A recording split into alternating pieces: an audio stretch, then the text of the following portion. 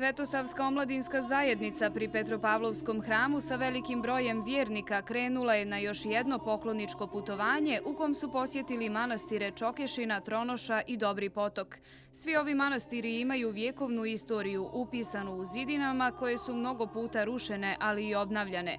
Svi vjernici koji su se našli na ovim svetim mjestima su mogli saznati istoriju i običaje uz prisustvo sveštenika.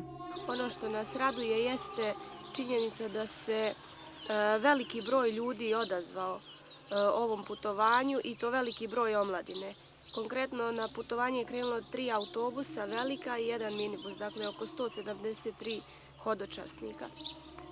Što se mene konkretno tiče, zaista za mene je ovo jedno veliko iskustvo, jedno veliko duhovno iskustvo, budući da ovi manastiri imaju bogatu istoriju i sami su bili više puta na meti neprijatelja kroz razna istorijska dešavanja i sami ti su dakle svjedoci raznih burnih događaja kroz koje je naš narod u prošlosti prolazio.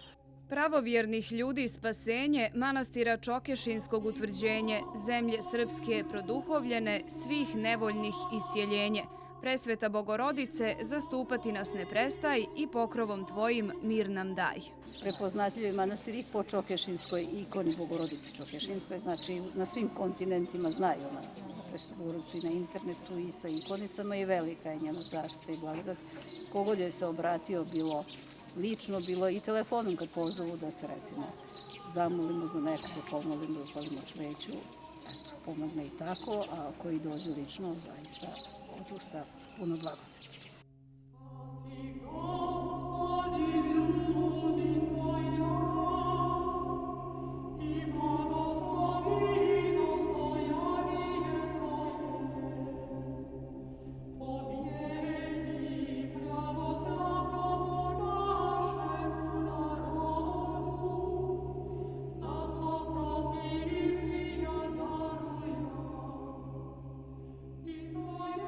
Iz manastira Čokešina put je dalje vodio u manastir Tronoša, pored kog teče rječica po kojoj je manastir dobio ime. Manastir Tronoša podignut je početkom 14. veka 1317. godine kralj Dragutin i njegova žena kraljica Katarina.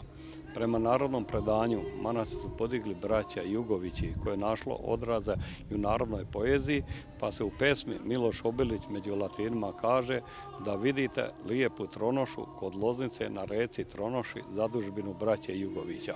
Međutim, istorijska je činjenica da je kralj Dragutin podigao manastir Tronošu koji je bio oženjen ćerkom mađarskog kralja Stefana Katarinom, tako da je on Srem, Mačvu i ovaj deo Podrinja s obe strane Drine dobio kao mirad. Mnoštvo pravoslavnih običaja vezani su za manastir Tronoša, pa tako ljudi koji žive u okolini kupuju čist vosak i prave svijeće na Veliki četvrtak koje se pale za Vaskrs, ali i tokom čitave godine. Na pokloničkom putovanju od izuzetnog značaja je veliki broj mladih ljudi koji su ovom posjetom manastirima duhovno bogatiji i uzvišeniji. Mladi ljudi na ovaj način se više približavaju pravoslavnoj vjeri, upoznaju svoju vjeru, ulaze u dubinu vjere i kroz liturgiju, da kažem, prepoznavaju Boga. Jer mi smo na ovom putovanju ujutro smo imali liturgiju u manastiru Čokešina, dakle, koji su služili naši sveštenici i to da pomenem da je prisustvo sveštenika na ovakvim putovanjima od izuzetnog značaja. Ono što duhovno izdiže sve koji vjeruju u Hrista i spasenje je vjera, ljubav i nada koja vodi kroz život pravim putem. Putem istinske želje da se čuvamo od svakog zla koji vlada ovim nemilim svijetom i da budemo mirniji i spokojniji vjerujući u istinske vrijednosti.